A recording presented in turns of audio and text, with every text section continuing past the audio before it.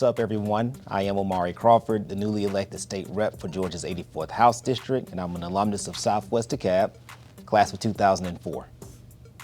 Southwest DeKalb was an incredible school. We had great extracurricular activities and a really solid foundation academically.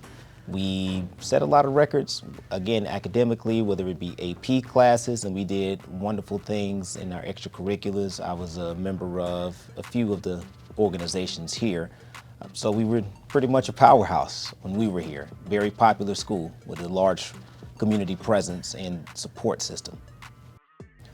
I think DeKalb County, not only did it have an incredible academic foundation, but you had a lot of teachers that would show you that they cared, and they would walk you through some of the challenges that you may have. So what it did is it instilled that confidence that if there is a challenge, you know how to overcome it.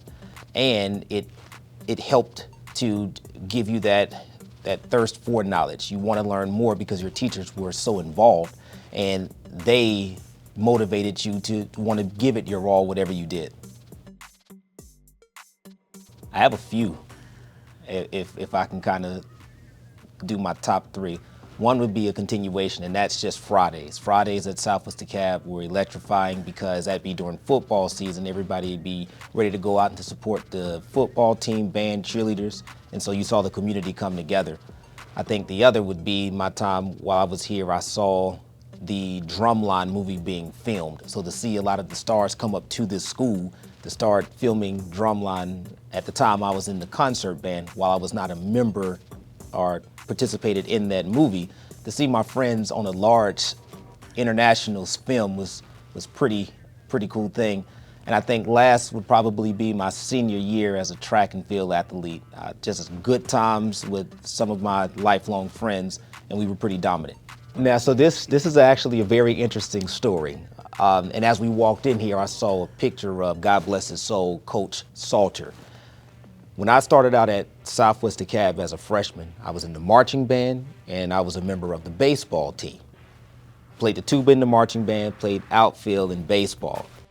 So my 10th grade year, I was faced with the challenge and had to make a decision. At the time, I thought that I was talented enough to be on the varsity baseball team. And so I went out for the team. And I remember, God rest his soul, he was a very fair coach. Coach Salter, who was the varsity coach, pulled me to the side and he explained to me, I do think you're talented, but I don't think you're talented enough to start on the varsity team. Well, I was defiant. No, I'm going to try out for this varsity team. So I go out, try out the first day, and I just outrun everybody.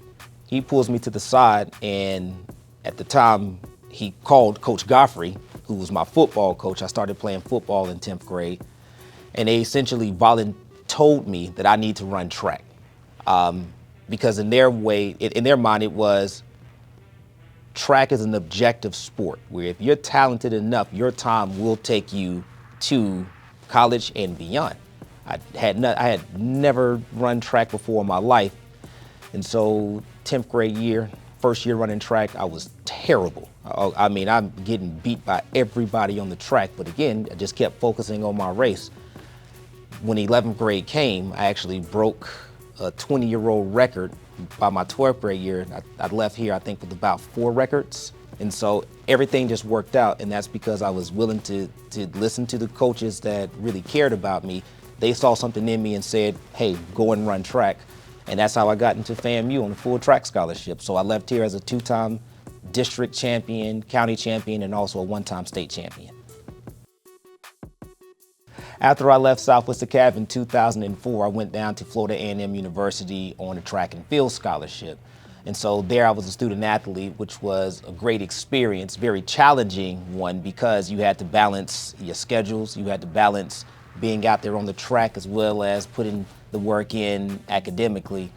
That was a great experience for me, but I think I had been prepared for that. A lot of the teachers here at Southwest DeKalb, not only were they former student athletes, but we had a number of them that were alumni of Florida A&M.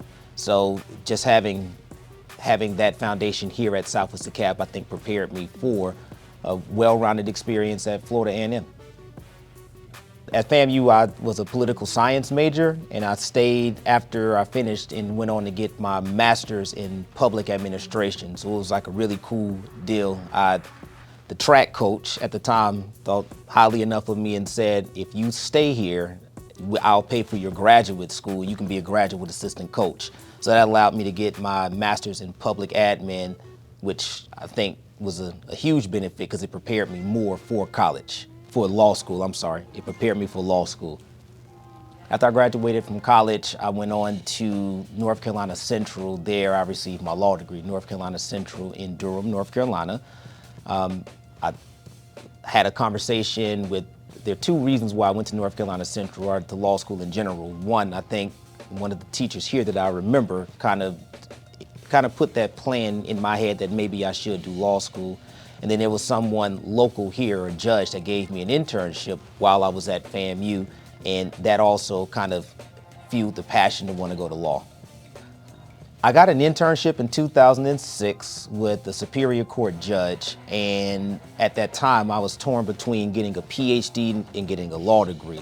And after being in the courtroom with Judge Mark Anthony Scott is his name, after being in his courtroom, I started to find an interest and find a love for litigation, and just seeing attorneys go before a judge, tell their story to their jury on behalf of their clients, I think is a skill that I really took an interest in.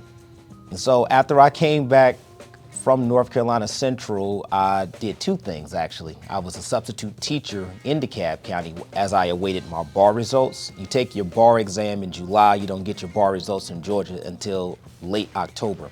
So I was a substitute teacher. I was a substitute teacher primarily at Chapel Hill Middle School and Miller Grove Middle School. At that time, I was also working at the Cochran firm. They had worked out a deal with me that said, hey, we will allow you to do your subbing, because they saw that I had a real passion to be with the students and develop them. But you can also come down to the law firm and we'll work out a schedule for you. So I did that. They allowed me to be a sub for one academic year, and then I was with the Cochran firm full time.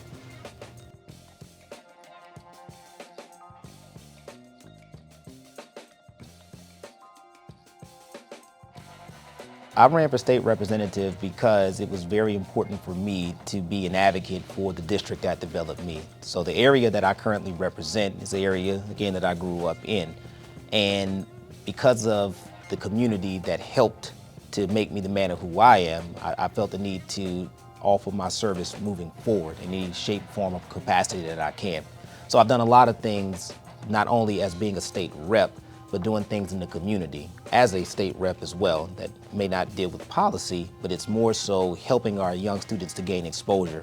So most recently, I developed what's called a Lunch with a Legislator program, and what I do is I go around to elementary, middle, and high schools in DeKalb County, and I teach them what a legislator is, what a legislator does on a daily basis, and then I ask for feedback of what legislation they like to see passed. For me, I see that as an opportunity not only to expose our students to a political career that they may want to enter one day, but also an opportunity for them to give feedback, to feel like they are a part of the legislative process. And what I find out is not only are our students well aware of the political landscape, but they have wonderful ideas. And so that just gives me that confidence knowing that the DeKalb County that I enjoyed, that developed me, is just as strong as ever.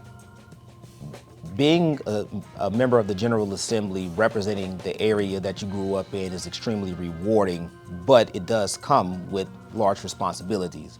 I care about this community, so it's not necessarily where some people may get into political positions just because it's a title. For me, it means a lot that not only am I doing the best that I can as a legislator, which is challenging in and of itself, but it's also about community presence.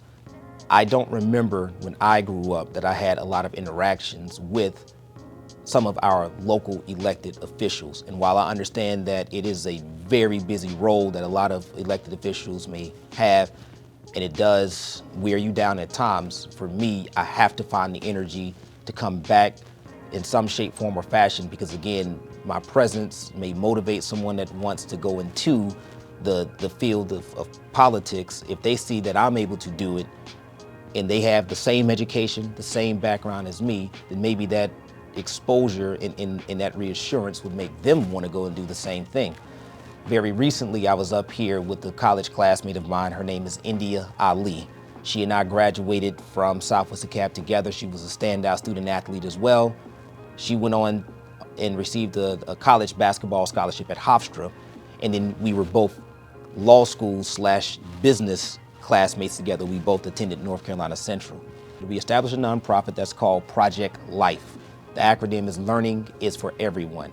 And the whole point of it is we want to reward students for a number of things. We were here and a few weeks ago gave plaques to some students that had the highest improvement, if you will, for their grades. And so we're just showing that, hey, there may be challenges, but you can do anything that you put your mind to. And so when we saw that, again, these students had improvements in their GPA, we rewarded them for that. It's not necessarily where you start, but where you finish and how you grow. I can think of a lot of things I would tell the youth, but the most important thing, and this has been something that's worked for me in almost every aspect of my life, and that's focus on your race. Sometimes we get so caught up into what other people are doing. Maybe they are better than we think, or maybe they're worse. Maybe we fear challenges. But if you just focus on your race and understand that you have everything that it takes, you have all the tools necessary to be successful, you will be just fine. Don't go out too fast. Don't worry about if other people may be ahead of you. Focus on your race and everything else will take care of itself. I have to, more than anything, give a shout out to the current principal, Dr. Glanton. Sometimes we leave our schools and we try to compare how it was when we were there versus when we weren't. And Dr. Glanton has done an incredible job. He's been recognized as a principal of the year for the district, so he is doing a dynamite job. I have to also acknowledge some people that were instrumental in my life while I was here. Mr. Seda is still here, so Mr. Seda, very instrumental. Ms. Norman, my math teacher, Ms. Bethea, who's currently the principal at Barack Obama Elementary. She was my 9th grade teacher, Coach Godfrey, Coach Cobb, my coaches, Coach Salter, God rest his soul, who I spoke about, Ms. Albert Knott. I'm sorry, I can do this all day because I still speak to a lot of my teachers. Ms. Albert Knott, Don Roberts, who was instrumental in the band, Reginald McDonald, who was my band teacher, who's currently now at Tennessee State. They just won a Grammy under his leadership. And Mr. Leaks, who was a big-time math teacher of mine, who also was a FAMU alumnus. And last but not least, I can think of Ms. Edwards, Ms. Kimbrough. So there are a lot. There are a lot of people who I still communicate with regularly. Ms. Scales, will not forget Ms. Scales, my teacher, my Spanish teacher. She and I still communicate very regularly. Ms. West, who was also my counselor, who helped get me to Southwest DeKalb, get to FAMU. Well, Ms. West is FAMU alumnus who also was very big in making sure that I did what I was supposed to as a student athlete, to have all of my paperwork together so I can go to college. Oh, and my former principal, Mr. Bradshaw, I saw him recently too. Yeah, Mr. Bradshaw is a wonderful person. So a lot of people. I am Omari Crawford, the newly elected state rep for Georgia's 84th House District. I'm a proud alumnus of Southwest DeKalb High School, class of 2004, and I love the DeKalb County School District.